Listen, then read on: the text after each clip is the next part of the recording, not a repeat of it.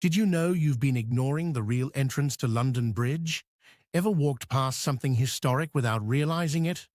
What if I told you that one of London's most important landmarks is hiding in plain sight?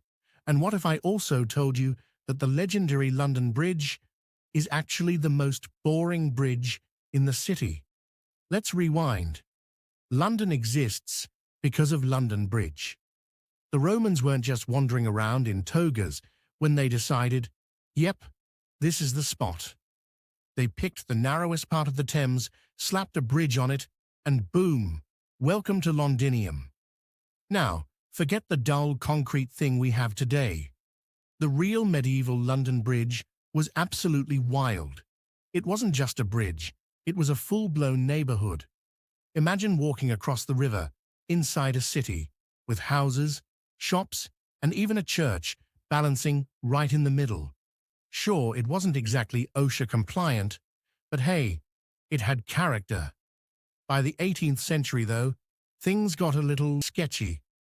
The once grand bridge turned into a crumbling mess of dark, narrow passageways under decaying buildings. The foundations started giving up, hence the nursery rhyme, "London Bridge is falling down." Yes, that song wasn't just a bop, it was a problem. So, time for a rebuild.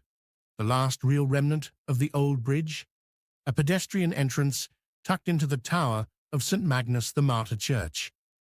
Thousands of Londoners passed under this arch every day, probably grumbling about taxes and bad weather, just like today.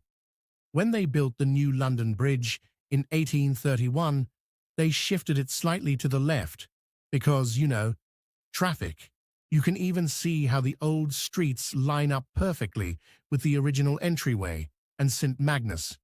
And now, well, the London Bridge we have today is a grey, anonymous, personality-free slab.